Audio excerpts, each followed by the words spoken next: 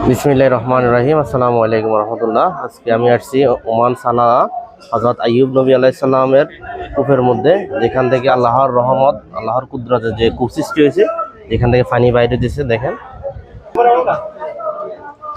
এই পানিগুলা খাওয়া যায়। দেখেন আমাদের প্রবাসী ভাইরা, পাকিস্তানি, বাংলাদেশি সবাই পানি খাইতেছে।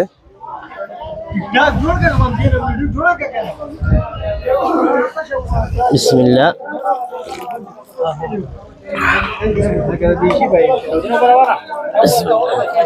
এই পানি সবাই খাইতেছে, আলহামদুলিল্লাহ। অনেক স্বচ্ছ, দেখেন অনেক পরিষ্কার, কোনো একটা ময়লা পর্যন্ত নাই।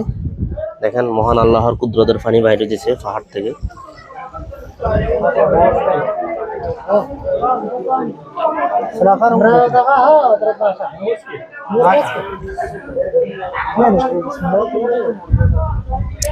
চব্বিশ ঘন্টা পানি বাইরে দিছে, 24 ঘন্টা।